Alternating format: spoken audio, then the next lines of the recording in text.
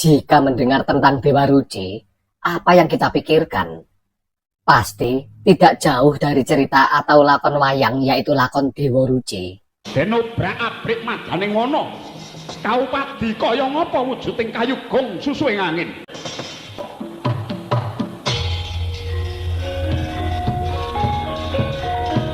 Dewa Ruci bukan sekedar falsafah hidup, tapi juga adalah satu ajaran yang bermakna sangat tinggi, hasil dari peradaban suku Jawa. Inti dalam ajaran tersebut ada dua.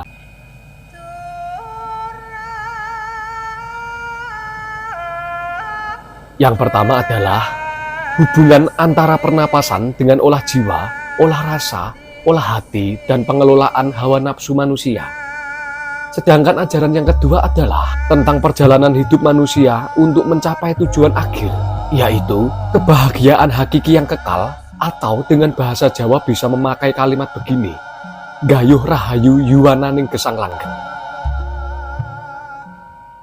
Sepintas dari uraian tersebut, pasti kita bisa menghakimi bahwa piwulang Dewa Ruci adalah salah satu ajaran tentang konsep kehidupan batin manusia, yang dimana ajaran tersebut termasuk tinggi sekali nilainya. Itulah salah satu kehebatan leluhur kita. Mereka banyak menemukan dan mengajarkan bagaimana hidup harus mencapai puncaknya dengan menggapai rahayuning kelanggengan.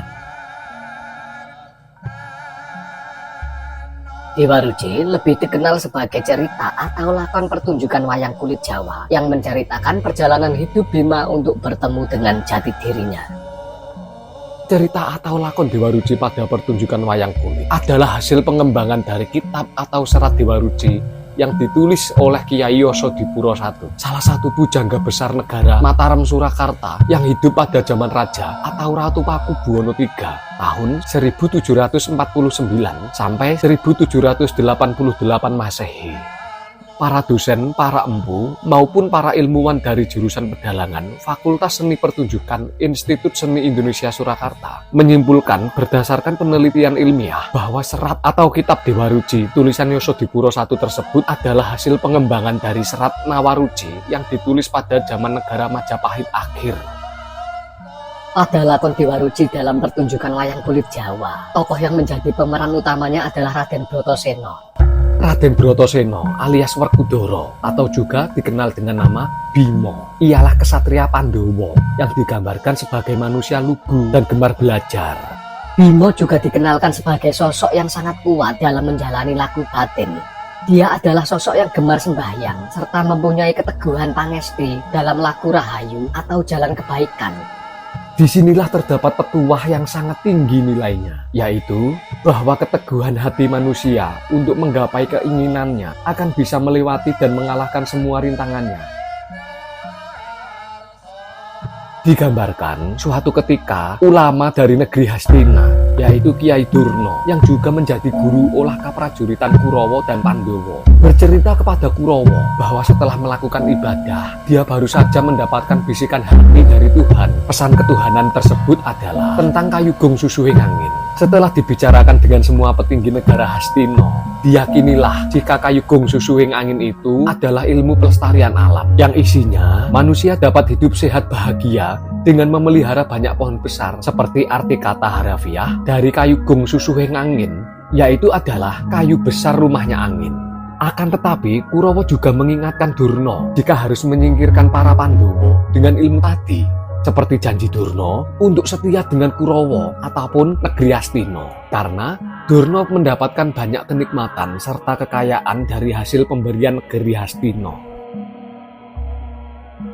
Saat menyampaikan ke Bima, Durna pun menipu Bima dengan mengatakan bahwa kayugung susuing angin itu berupa wujud barang yang berada di Gunung Condromuko, tepatnya di hutan Tibrosoro. Padahal hutan Tibrosoro serta Gunung Condromuko tersebut diketahui sebagai tempat yang sangat angker. Banyak hewan mengerikan, demit, setan serta siluman.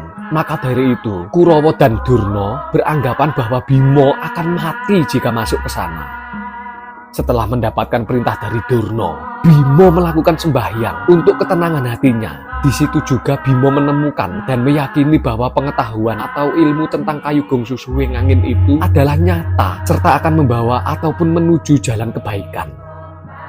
Benar saja, Setelah masuk ke dalam hutan Tebrosoro dan mencari kayu sesuai dengan yang diperintahkan Guru Durna, Bima langsung ditemui makhluk mengerikan yang bernama Rukmuko dan Rukmokolo. Kedua makhluk mengerikan tersebut hendak membunuh lalu memakan Bima. Akan tetapi, Bima sangat meneguhkan hatinya bahwa dia tidak takut dengan makhluk tersebut, serta dia memuji kepada Sang Pencipta untuk keselamatannya. Alhasil, Bima bergulat dengan dua makhluk tadi dalam perkelahian lahir maupun batin. Tidak diketahui apa penyebabnya, Bima secara mendadak tidak sadarkan diri bersamaan dengan dua makhluk tersebut juga hilang dari dunia. Bima yang sedang pingsan pada alam bawah sadarnya merasakan didatangi Batara Bayu dan Batara Indra yang menyampaikan pesan tentang pelajaran Kayugong Susuing Angin. Pesan tersebut berisi bahwa Kayugong Susuing Angin adalah kalimat sandi untuk dikaji dalam kebatinan. Kayu itu kata sandi dari kayun yang berarti karep atau kehendak. Gong itu dari kata agung yang berarti besar. Susuing angin tidak lain adalah kata sandi dari ambekan unjal huswa atau pernapasan. Pesan tersirat dari sandi tersebut adalah ketika manusia mempunyai keinginan besar, maka harus mengatur pernapasannya. Kenapa demikian? Pernapasan yang baik akan menunjang kinerja otak serta semua sistem organ tubuh manusia. Dari situlah akan mendapat ketenangan dan menemukan jalan penyelesaian masalah pada kehidupan. Pernapasan yang baik juga dibutuhkan saat beribadah. Jika dalam beribadah tidak disertai dengan pernapasan yang baik, maka akan sulit untuk menemukan titik ketentraman yang hakiki dari hasil ibadah tersebut. Banyak manusia ahli ibadah yang suka menyebar kebencian, keburukan, dan kejahatan karena kurang baik dalam mengelola nafasnya sehingga kinerja otak tidak berjalan sempurna yang menyebabkan pikirannya menjadi kotor. Setelah Bima bisa memahami petuah tersebut, lantas Bima merasa seperti dibangunkan oleh suara dua burung yang dekat di telinganya. Ketika dia bangun, dia mendengar suara serta melihat dunia dengan lebih indah. Dia menyadari jika menata perasaan dengan baik, ternyata dunia seisinya adalah surga keindahan untuk hati manusia. Di tengah hutan Gunung Condromuko tersebut, Bima menikmati suasana serta menatap pernapasan juga perasaan hatinya. Pada saat itu juga, dia tersadar jika manusia hidup di dunia hanya sebentar saja. Maka dari itu, muncullah keinginannya untuk meraih kebahagiaan dan hidup rahayu yang kekal selama di dunia maupun setelah kematian.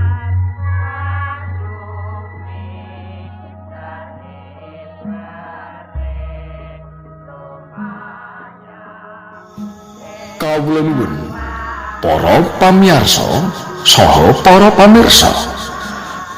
Kawula ngaturaken sembah nuwun dene panjenengan sedaya tasih sesarengan siaran panggung wayang.